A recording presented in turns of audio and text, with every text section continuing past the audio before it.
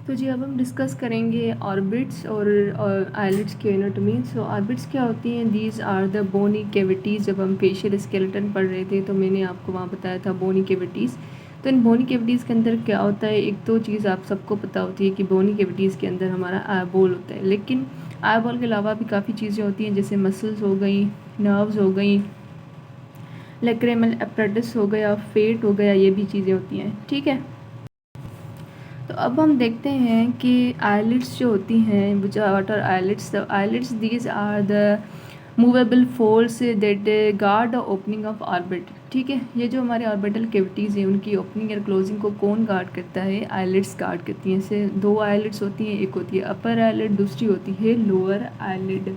ठीक है, ये इस तरह से लेट्स सपोज ये हमारी क्या है, ये अपर आइलिड होती है और नीचे हमारी क्या है, ये लोअर आइलिड है। और ये दोनों जो होती हैं वो मीट करते हैं मीडियल साइड पे भी और लेटरल साइड पे भी।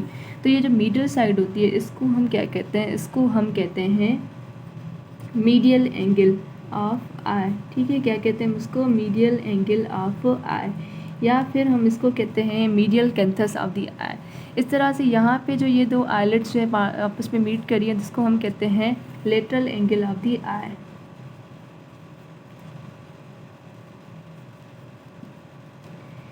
ठीक है, तो ये जो हमारी आइलेट्स है उनके बीच में ये जो ओपनिंग आपको शो हो रही है, this one is the palpebral fissure. ठीक है, इसको हम क्या कहते हैं? Palpebral fissure. इलेप्टिकल जो ओपनिंग है आइलेट्स इसके क्या कहते हैं? इसको हम कहते हैं पाल्पेब्रल फिशर। देखिए, मैंने आपको पहले ही बताया था कि जो वर्ड पाल्पेब्रल होता है उसका मतलब क्या होता है? Related to the eyelids. ठीक है, और अगर बात करें अपर आइलिड और लोअर आइलिड की, तो जो अपर आइलिड होती है वो लोअर की कंपैरिजन में बिगर होती है अगर आप देखें तो। और अपर आइलिड का ज़्यादा कंट्रीब्यूशन होता है कंट्रोलिंग मूवमेंट में। ठीक है, वो हमारी ज़्यादा कंट्रोल करती है आई बॉल को। फिर हम आते हैं सरफेसेस पे। तो जो आइलिड्स होती हैं उसके दो सरफेसेस होते हैं। ठीक है, तो जो आइलिड्स होती हैं उसके दो सरफेसेस होती हैं। ठीक है, कौन से सरफेसेस होते हैं? एक होता है उसका सुपरफिशियल सरफेस,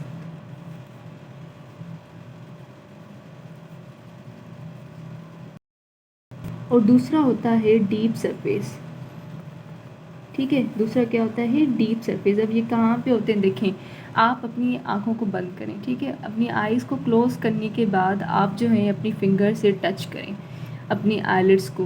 तो ये जो सरफेस है आई को बंद करने के बाद, ये इस सरफेस को हम कहते हैं सुपरफिशियल सरफेस। और यहाँ पे आपको क्या मिलेगा?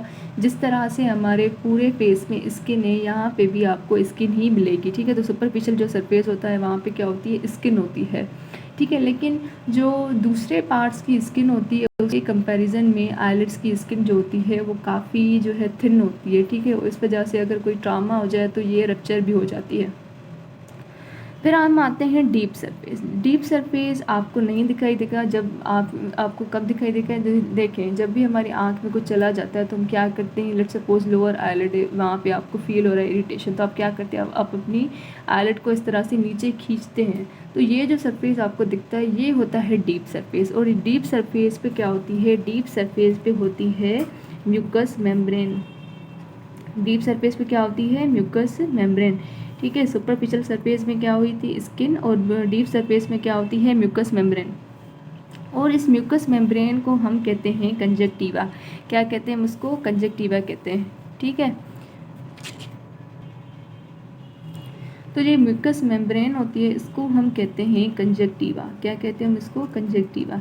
ठीक है, मैं अगर आपको सुपरफिशियल सरफेस और डीप सरफेस डायग्राम के थ्रू बताऊँ, देखें, अगर आप लेटरली देखें तो ये हमारा क्या है? ये आईबॉल है। ठीक है, इस आईबॉल के ऊपर ये क्या है? ये हमारी अपर आईलिड है और ये हमारी क्या है? लोअर आईलिड है।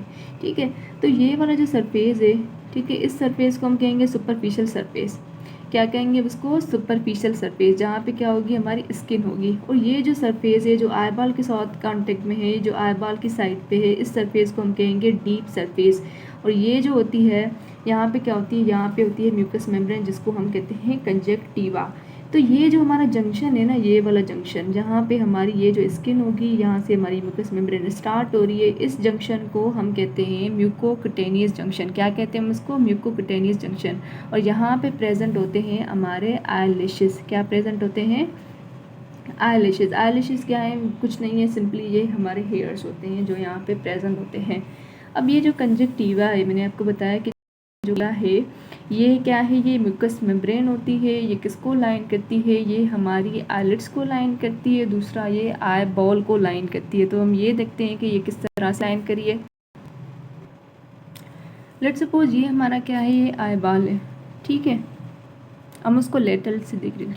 और ऊपर ये हमारी क्या है? ये होती है हमारी अपर आईलिड, ये होती है हमारी लोअर आईलिड। अब हम समझेंगे कि ये जो कंजक्टिवा होती है ये किस तरह से लाइन करती है। देखें, कंजक्टिवा जो होती है ना, ये क्या करती है? पहले इसको इनर सरफेस को लाइन करती है, आईलिड्स के इनर सरफेस को लाइन करती है। ये आईलिड्स का इनर सरफेस लाइन हो गया। आईलिड्स के इनर सरफेस को लाइन करने के बाद ये इस तरह से कर्व होती है। कर्व होने के बाद ये हमारे आईबॉल को लाइन करती है, ये इस तरह से, ठीक है। पहले कंजक्टिवा ने क्या किया? जो आईलिड्स का डीप सरफेस है उसको लाइन किया। उसको लाइन करने के बाद ये इस तरह से कर्व होके आईबॉल के ऊपर आ जाती है। इसी तरह से जो नीचे वाली आईलिड होती है वहाँ पे भी ऐसे होता है। पहले वो डीप सरफेस को लाइन करती है, डीप सरफेस को लाइन करने के बाद ये इस तरह से कर्व लेके आईबॉल के ऊपर आ जाती है, ठीक है। तो यहाँ पे आप देख सकते हैं कि ये जो कंजक्टिवा है इसके दो पार्ट होंगे। कौन से दो पार्ट्स होंगे? देखिए, ये जो हमारा कंजक्टिवा का पार्ट है जो आईलिड्स के डीप सरफेस को लाइन कर रहा है, इसको हम कहते हैं पाल्पेब्रल कंजक्टिवा। क्या कहते हैं हम इसको? Palpebral conjunctiva. अगेन मैं आपको बताती हूँ कि जो वर्ड पाल्पेब्रल होता है उसका मतलब क्या होता है? Related to eyelids. और ये जो हमारी कंजक्टिवा है जो आईबॉल को लाइन करी है, इसको हम कहते हैं बल्बार कंजक्टिवा। क्या कहते हैं हम उसको? बल्बार कंजक्टिवा, ठीक है। तो बल्बार कंजक्टिवा और पल्पेब्रल कंजक्टिवा ये दोनों किसके पार्ट्स हैं? ये हमारी कंजक्टिवा के पार्ट्स हैं। बल्बार कंजक्टिवा वो होती है जो आईलिड्स की डीप सरफेस को लाइन करी है, और पाल्पेब्रल कंजक्टिवा और बल्बार कंजक्टिवा वो होती है जो आईबॉल्स को लाइन करती है, ठीक है। तो यहाँ पे ये आप देख सकते हैं कि ये जो कर्व बना है, ठीक है, इस कर्व को हम क्या कहते हैं? इसको हम कहते हैं फोनिक्स। लेकिन ये जो फोनिक्स है ये अपर आईलिड और आईबॉल के बीच में है, तो इसको हम क्या कहेंगे? Superior conjunctival fornix. क्या कहेंगे हम उसको? Superior conjunctival fornix. उसके बाद यहाँ पे आप देख सकते हैं कि ये हमारी क्या होगी? ये होगी पाल्पेब्रल कंजक्टिवा, ये होगी हमारी बल्बार कंजक्टिवा, और ये जो यहाँ पे कर्व बना है इसको हम कहेंगे इंफीरियर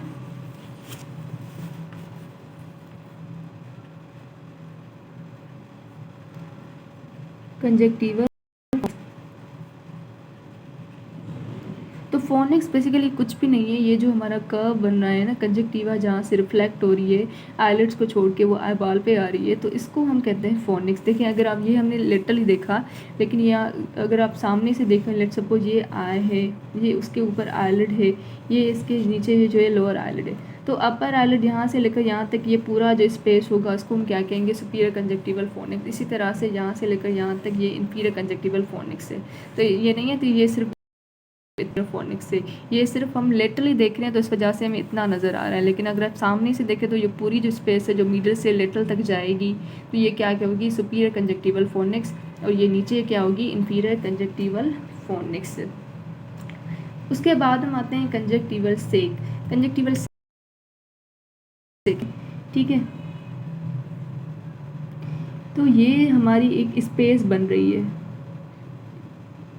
यहाँ पे हमारी क्या होगी? आईबॉल की ओपनिंग होगी जिसको हम पाल्पेब्रल फिशर कहते हैं। तो ये हमारी जो स्पेस बनी है दोनों कंजक्टिवा के बीच में, इस स्पेस को हम कहते हैं कंजक्टिवल सेक। क्या कहते हैं उसको? कंजक्टिवल सेक। और इसमें हम इसके थ्रू इंटर होते हैं, इसमें हम इंटर होते हैं पाल्पेब्रल फिशर के थ्रू, ठीक है। तो ये ही हमारी कंजक्टिवा थी जिसके हमने सर्टेन पार्ट्स डिस्कस किए, पाल्पेब्रल कंजक्टिवा, बल्बार कंजक्टिवा, और ये जो थे इसके फोनिसेस थे।